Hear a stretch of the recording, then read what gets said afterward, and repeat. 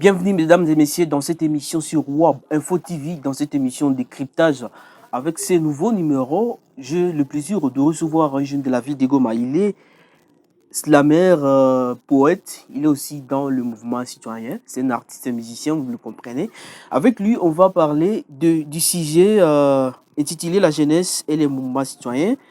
Quel impact sur la sécurité et le développement social dans notre pays et surtout en particulier dans la province du Nord Kivu. J'ai le plaisir de recevoir une fois de plus Dépôle Bakoulou. Bonjour Dépôle et bienvenue. Bonjour et merci beaucoup. Merci aussi pour l'invitation. Qu'est-ce qui vous a motivé, vous, de vous engager dans le mouvement citoyen? Moi, personnellement, mon engagement, c'est les fruits d'une certaine indignation. Et cette indignation parce que les conditions dans lesquelles nous sommes nés, dans lesquelles nous grandissons et dans lesquelles nous continuons à vivre, c'est des conditions qui ne sont pas du tout favorables à une croissance normale pour les gens normaux. Et moi, je me suis senti vraiment indigné par le fait qu'on vit dans une ville qui est à 0 mètre de la ville de Goma, mais où on n'a pas de l'eau. Une ville où c'est très normal qu'on dorme et qu'on se réveille. On a tué 4 personnes et ça n'inquiète personne. Il n'y a aucune enquête qui est faite et les informations, on dit toujours, c'est par des personnes non notamment identifiées et il n'y a aucune suite. Mais dans cette indignation, cette indignation pour moi est aussi nourrie ou je dirais, est teinté par aussi l'espoir et l'amour pour les Congo. Je pense que je suis très confiant qu'il y a des pays qui ont vécu des situations catastrophiques comme les nôtres, mais qui se sont relevés. Et ces relèvements, c'est le fruit de l'implication de la jeunesse et aussi l'implication des autorités. Et c'est pour ça que moi, je me suis engagé dans la lucha pour être les plus exigeants possible afin que les autorités qui nous gouvernent soient aussi redevables et responsables. Apparaître dans les mouvements citoyens, pardon. Comment alors utilisez-vous votre art ou votre musique, c'est-à-dire l'islam ou la poésie, pour influencer ou sensibiliser les jeunes aux enjeux de l'ère? Ouais, l'islam poésie, c'est une discipline qui ne cesse de déployer ses ailes dans la ville de Goma. Et avec cette discipline, j'ai toujours dit que c'est une discipline qui combat, c'est un vaccin contre l'imbécilisation collective. En fait, c'est une musique qui prône avant tout la liberté. Chacun libre de dire ce qu'il veut dans ses textes. Et pour moi, c'est un canal qui me sert aussi de mobiliser, de sensibiliser et de conscientiser les jeunes, mais aussi tous les amoureux d'islam autour des questions de l'ère, que ce soit des questions liées à la démocratie, des questions liées aux libertés fondamentales. Et pour moi, c'est un canal de sensibilisation. C'est aussi une tribune d'expression populaire. Il y a des choses qu'on n'arrive pas à dire par crainte qu'on soit arrêté. Mais l'art prône la liberté. L'art nous donne une tribune et il nous permet de nous exprimer librement avec notre public et ça nous permet de nous dégager intérieurement et de tous les mots qui nous rongent à l'intérieur. Est-ce que depuis que vous avez commencé l'art et depuis que vous êtes engagé, vous avez trouvé déjà un impact positif par rapport à votre engagement? Je dirais oui. Parce que ce qui nous manque, c'est les modèles. C'est les modèles. Je pense qu'il y a beaucoup de gens qui veulent poser des actions transformatrices, mais qui attendent les premiers pas et qui attendent celui qui fera l'assaut. Et je pense que nous sommes là, que ce soit en termes des salongo, on essaie de faire le mieux qu'on peut. L'idée, c'est de montrer aux gens que c'est possible, qu'un quartier peut être sale et que les jeunes s'organisent et que les jeunes balayent leur quartier. Et ça, c'est le modèle, au fait. On est d'abord en pleine construction d'un leadership des modèles afin que d'autres personnes nous emboîtent les pas. Avec Goma Actif, par exemple, on a commencé les actions, on était à 4 à 5 quand les réfugiés étaient là. Mais vous voyez qu'il y avait beaucoup de jeunes qui voulaient aussi aider, mais qui n'avaient pas par où passer ou comment commencer. Et récemment, vous avez tenu un dé collectif. Oui, on l'a tenu pour rendre hommage les victimes de la catastrophe à Calais, mais aussi de toutes les victimes de l'insécurité à Goma. Et tout ça, vous voyez l'engouement qu'il y a autour de toutes ces actions-là, c'est parce qu'il y a d'abord les gens qui commencent. Et nous, on essaie de faire les premiers pas afin que d'autres personnes emboîtent et d'autres personnes continuent. On pense que c'est cette chaîne de positivité en termes d'action qui fait à ce que le développement soit effectif dans un pays. Alors, comment impliquer davantage les jeunes dans le mouvement citoyen? Est-ce que les jeunes ont déjà pris conscience sur l'engagement parce que ça concerne tout le monde? Je pense aussi que pour ce qui est de l'engagement, moi je suis de ceux-là qui pensent que le pays ne se changera pas seulement avec le mouvement citoyen. Ouais. On a besoin des entrepreneurs, on a besoin des journalistes, on a besoin des avocats, on a besoin de toutes les personnes, on a besoin des policiers, on a besoin des militaires, on a besoin de toutes les catégories de personnes, que chacun s'engage dans les domaines dans lesquels il peut donner le plus. Moi, je suis juste contre les gens qui sont là à critiquer sans rien faire.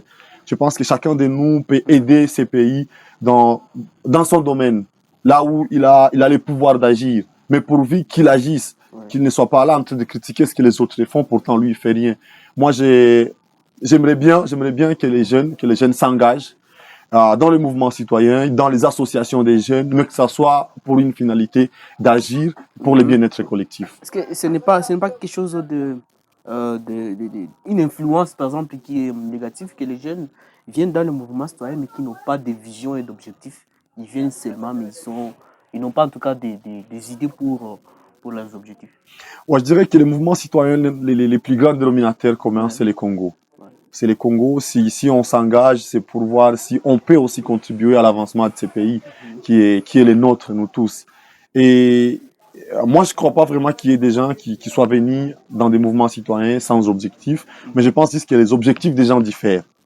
Il y a d'autres qui viennent pour se faire une notoriété afin d'être député, afin d'être politicien. Ouais. Comme nous avons vu, beaucoup de jeunes vont postuler. En tant que Congolais, ils ont les droits et moi je les encourage au fait. Déjà que ceux qui nous dirigent mal, ce que c'est pas du tout mauvais aussi qu'il y ait d'autres jeunes qui pensent qu'ils ont des idées innovantes et d'autres visions pour les Congos, pour qu'ils emboîtent la carrière politique. Vous n'avez pas cette ambition de postuler? Moi, je serai pas candidat et j'ai pas cette ambition. Et dans l'avenir? Je sais pas encore, mais jusqu'à présent, je me compte pas comme politicien. Je pense que je suis un bon citoyen, que je serai un bon politicien. Est-ce que c'est normal de quitter le mouvement citoyen dans la politique? C'est très normal parce que l'expérience est en train de nous le montrer. Il y a beaucoup de jeunes qui pensent que être dans le cadre décisionnel du pays peut influencer beaucoup de changements.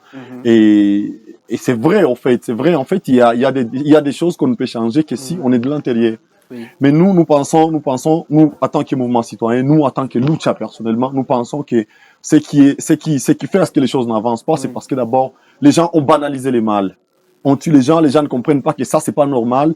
On n'est pas exigeant, on demande rien du tout, on demande aucun compte à ceux qui nous dirigent. Et comme conséquence, eux aussi, nous sont redevables à rien. Ils sont là, ils ont été là, on a voté les gens depuis la dernière élection, ça 2018. Fait 4 ans depuis 2018. Maintenant, aujourd'hui, on voit les gens venir avec les véhicules pour dire que non, vos problèmes, c'est nos problèmes. Maintenant, ils viennent compatir avec nous 4 ans après parce qu'ils savent que les élections sont là. Pauvres que nous sommes, et les gens pensent que non, ils pensent pas que c'est grave, en fait. Les gens sont là et les gens vont les réélire parce qu'ils vont nous donner encore les t-shirts et les restes. Je pense que nous sommes une nouvelle génération et nous devons voir les choses autrement. Parce qu'à la prochaine, on pourra parler de l'éducation civique et morale pour les élections.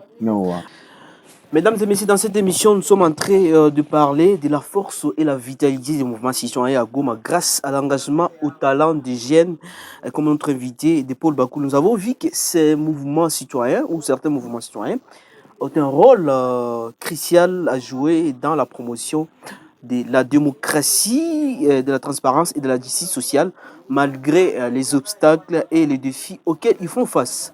Nous avons également constaté que la sécurité est une préoccupation majeure pour les jeunes dans la ville de Goma. Alors, de Paul, quelles sont les difficultés que vous avez rencontrées, que vous rencontrez déjà dans votre engagement citoyen? Les difficultés sont vraiment nombreuses. Déjà que quand on est engagé, parce que on demande des comptes à des gens qui ont détourné, à des gens qui ont volé. Et quelqu'un qui a volé 15 millions, quand il dit de rembourser les 15 millions de dollars, il va pas rigoler avec toi. Et c'est pourquoi est-ce qu'on est menacé, on est arrêté. Et aussi, la stratégie politique, c'est de faire en sorte que quand, par exemple, on manifeste, on est à 5. Si on ne nous arrête pas, si on ne nous menace pas, demain on sera à 10. Et après on sera à 20, après on sera à 100, après ça sera un vendetta et après on va changer les systèmes. C'est pourquoi est-ce que... Et vous avez été habitué comme ça. Et c'est pourquoi, par exemple, ils sont censés nous arrêter pour créer la peur. la crée dans les esprits d'autres personnes qui nous voient à côté. C'est l'une des plus grandes difficultés. Mais aussi les pressions, que ce soit les pressions familiales, les pressions des amis. Ouais. Et aussi, il y a des opportunités auxquelles on n'accède pas parce Ouais. qu'on est militant. Il y a beaucoup de nos camarades qui ont perdu leur emploi parce que, suite à leur engagement. Et ça, c'est pas du tout facile. C'est vraiment une question citoyenne. Parce qu'il y a les gens qui ont essayé aussi de donner leur part pour ces pays, mais ils n'ont pas abouti à des résultats. Et maintenant, ils sont déçus. Les gens sont désespérés, les gens sont déçus et ça crée un frein. Ça crée un frein. C'est pourquoi est-ce que nous pensons qu'il faut aller vers les nouvelles énergies, vers les plus jeunes, afin de rallumer en eux cette flamme de l'espoir, afin qu'ils s'engagent chacun à son niveau et dans les domaines dans lesquels il peut donner le mieux. Et comment la société vous juge par rapport à ça? Est-ce qu'il vous juge il vous regarde avec un œil négatif ou un œil positif? Toute votre famille, vos amis, peut-être qu'ils ne sont pas d'accord avec vous, par exemple. Est-ce qu'il y a des préjugés? Voilà. Dans toute l'élite, il y a différentes phases. Ouais. Il y a la phase du ridicule, où au début, les contextes dans lesquels on est, je suis jeune, quelqu'un de mon âge, qui allait prendre du temps pour se maquiller, faire du make-up et se rendre beau, mais c'est quelqu'un qui descend dans la rue. Et pour les gens de ton âge, au premier regard, c'est quelque chose de très ridicule. Et si t'es pas résistant, t'es pas vraiment engagé, tu risques d'abandonner juste pour ça. Mais après ça, il y a la phase du danger. Parce que après, on t'arrête, on te menace, et d'autres personnes pensent que tu es manipulé. Les gens, on a été éduqués de telle sorte que trop peu de personnes pensent que tu peux faire quelque chose parce que tu y crois. Les gens pensent que quand tu fais quelque chose, qu'il y a quelqu'un qui t'a envoyé. Même quand tu demandes des lots. Même quand tu demandes la sécurité, les gens pensent qu'il y a quelqu'un qui est derrière toi, quelqu'un qui t'envoie, et les gens pensent que toi, tu y gagnes de l'argent. Parce qu'on a été éduqué de telle façon que le bien-être collectif n'est pas mis en exergue. On avance surtout sur des côtés individualistes, et quand on fait quelque chose pour le bien-être collectif, on semble être différent. Et après, les gens ne croient pas à ce que tu fais. Mais après un moment, c'est l'évidence. Les gens ont essayé de te menacer, ont essayé de te conseiller, et ils trouvent que tu es focus, et tu es attaché à ta vision, et après, ils commencent à t'apprécier. Et ils commencent à dire, oh, nous sommes des cœurs avec toi, courage, mais prends juste, sois attentif, essaie de minimiser les risques autant que possible. Et après, les gens comprennent que tu peux pas abandonner.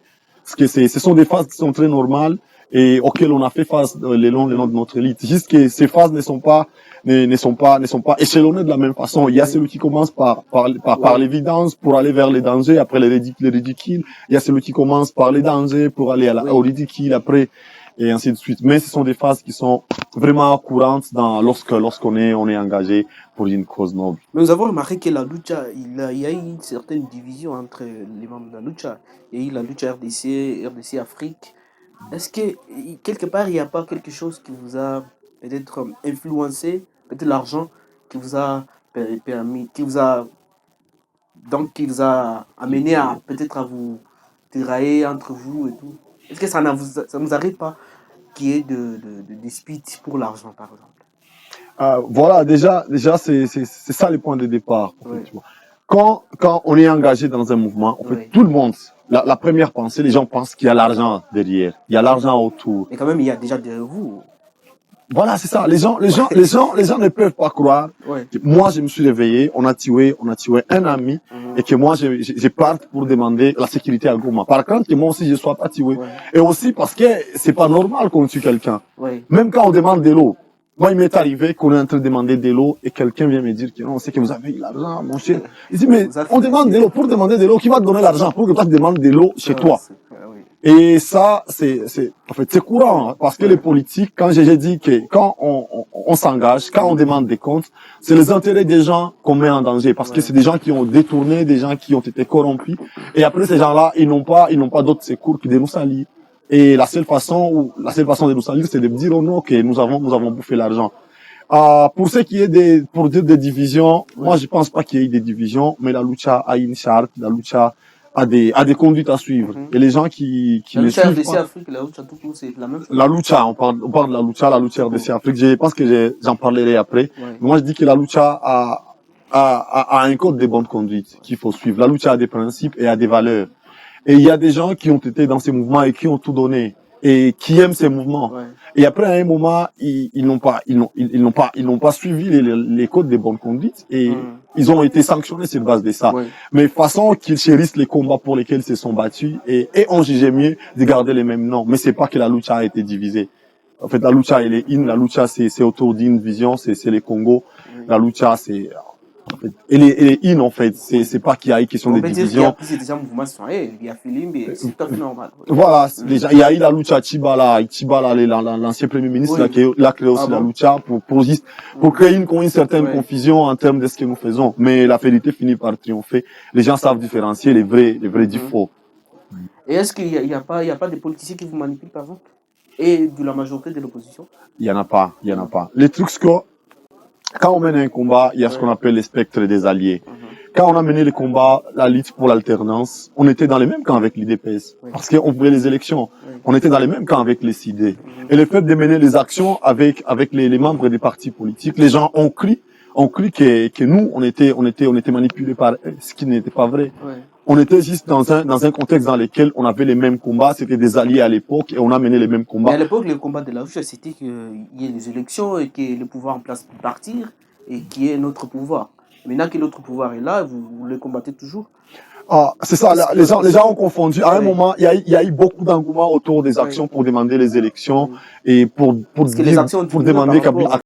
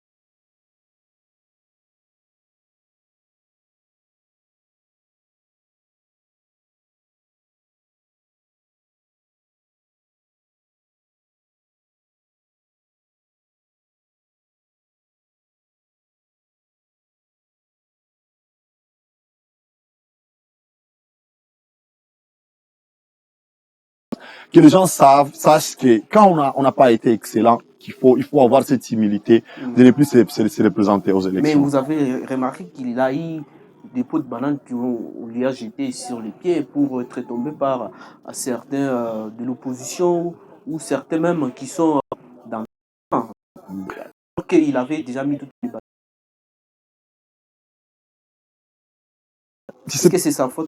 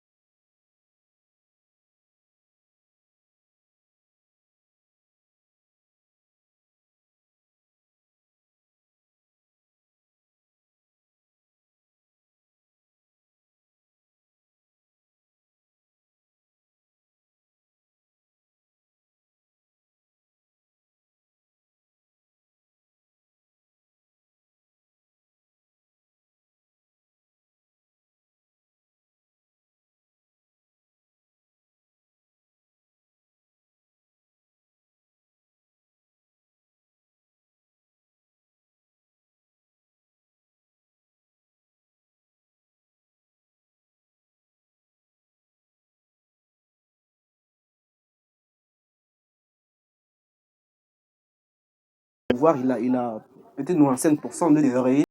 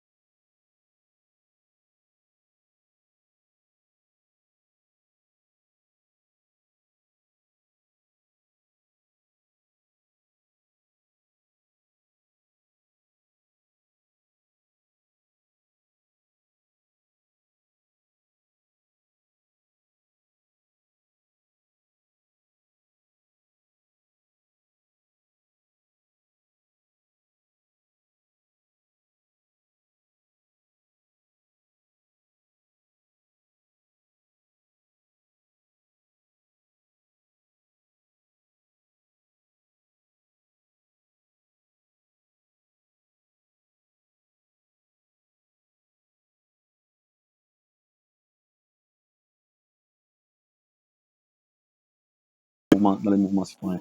Mais moi, j'ai toujours dit que la colère ne suffit pas. Que quand on est en colère, qu'il faut que cette colère soit teintée d'espoir et d'amour pour les Congos. On a vu des gens être en colère et prendre les armes pour tuer encore des Congolais avec les rébellions. C'est vraiment un sentiment de colère. Et si vous parlez avec eux, vous sentez qu'ils ont raison. Parce qu'à un moment, ils se sont sentis délaissés par le pays, par les gouvernements. Mais cette colère a été mal canalisée. Moi, je pense que la plus grande vision pour entrer dans un mouvement citoyen, ça serait les Congos et les changements du Congo. Et non y venir pensant que non, que quand tu vas entrer dans le mouvement citoyen, tu vas voyager. Sinon, tu seras déçu. Il y a aussi beaucoup de gens qui sont venus avec des idées comme ça et qui ont été déçus. Ils auront l'argent. Et ils auront l'argent. Et après, ils ont été déçus. Ils sont partis pour salir les mouvements parce que leur attente, ils n'ont pas abouti à leur attente qui avait fait à ce qu'ils entrent dans les mouvements citoyens. Et nous, notre engagement doit être fruit d'indignation, mais aussi de l'espoir et de l'amour pour les Congo. L'insécurité bat record dans la vie de Goma. Il ne se passe pas 2 ou 3 jours sans qu'on remarque ou qu'on attende des tueries par-ci par-là. Quelles sont les stratégies que le mouvement soit mis en place ou à proposer, par exemple, aux autorités compétentes? Ouais, en fait, la situation insécurité à Goma, on a commencé à proposer des stratégies depuis la naissance de la lucha même. Il y a d'abord l'effectif de la police qui est mal réparti. Vous allez voir que si vous passez sur les artères de la ville de Goma, il y a 18 policiers qui sont quelque part. Ouais. 10 policiers, 15 policiers, 8 policiers quelque part. Mais après, dans d'autres quartiers, dans les quartiers, dans les avenues, il y en a pas. Il y a personne qui fait la sécurité. Et nous, on pense qu'il fallait d'abord qu'il y ait une très bonne répartition des effectifs de la police. Parce que ça, c'est un défi. Vous allez voir qu'il y a des policiers qui sont dans des clôtures des généraux, des colonels, et il y a des quartiers, ils sont des gardes de la maison, et il y a des quartiers dans lesquels il y a carrément pas de policiers. Voilà. Et aussi, je pense pas qu'il y ait insuffisant. Je pense qu'il y a d'abord une mauvaise répartition de l'effectif qui existe. Voilà. Parce que si vous dites aujourd'hui... Même est-ce que c'est suffisant? Parce que quand on parle de la commune de Garissim, la commune de Goma, les nombres, c'est insuffisant. Mais si vous dites par exemple que vous aurez une manifestation pacifique, vous voyez qu'on déploie la police partout. Mais cette police, on ne sait pas la déployer quand on fait des alertes pour dire qu'il y a des bandits dans les quartiers. Il y a eu d'autres aspects, c'est aussi la prise en charge même de nos policiers. Et vous allez voir qu'à un moment, il y a des situations dans lesquelles c'est les policiers qui sont censés vous sécuriser, qui vous insécurisent. Et c'est très compliqué parce que c'est des parents qui ont des enfants et qui doivent payer les frais scolaires pour leurs enfants, qui doivent payer les soins médicaux, qui doivent payer la nourriture et qui doivent payer des maisons. Et à un moment, ça devient compliqué. Les gens qui sont censés nous sécuriser, c'est eux qui nous volent. Et c'est très compliqué parce que nous demandons toujours que, par exemple, l'état des sièges ne cesse de se faire des éloges pour dire qu'ils ont maximisé les recettes. Que ces recettes ne partent plus dans les poches des autorités. Que ces recettes soient affectées pour la prise en charge de nos policiers et nos militaires pour qu'ils nous sécurisent tel qu'il est faut et qu'ils ne soient pas parmi les gens qui nous insécurisent. Merci beaucoup, Paul. Pour finir, quel est le message que vous lancez à toute la population du Nord Kivu, mais surtout en particulier la population qui a subi une catastrophe naturelle du Calais, mais aussi hier à Lubero, il y a eu aussi une autre catastrophe naturelle qui a coûté la vie à 10 personnes. Ouais, moi, j'aime toujours dire aux jeunes comme moi que ce Congo peut, va et doit changer. Mais c'est grâce à l'implication de nous comme fils, nous comme filles de ces pays. C'est seulement nous qui allons changer ces pays. Nous devons changer des paradigmes, croyant que les changements viendront d'ailleurs. Nous devons être les créateurs de notre changement. Et que bien que nous ne soyons pas auteurs des problèmes du Congo, nous devons nous sentir porteurs des solutions de ces pays. Sinon, ces pays, on va l'enterrer. D'amour et surtout de dignité au peuple décalé qui a perdu des centaines de personnes dans la catastrophe naturelle, et aussi c'est des Rubaya et aussi c'est des Lubero. Et moi, je demanderai au gouvernement congolais de voir dans la mesure du possible comment intervenir, comment aider ces familles qui ont tout perdu afin qu'ils aient une réintégration sociale adéquate et qui méritent dignité et honneur. Merci beaucoup, Paul. En tout cas, c'est la fin de cette émission, mesdames et messieurs. On a parlé de le mouvement citoyen, l'impact, l'apport des jeunes du mouvement citoyen sur la sécurité, le développement et l'éducation dans notre pays et surtout en particulier dans notre province Nord Kivu. En tout cas, c'est la fin de cette émission. Je vous fixe un autre rendez-vous la semaine prochaine avec le même plaisir. Paul, merci d'avoir participé à cette émission. Merci beaucoup pour l'invitation. Avant tout, je vous dis merci de nous avoir suivis. Au revoir.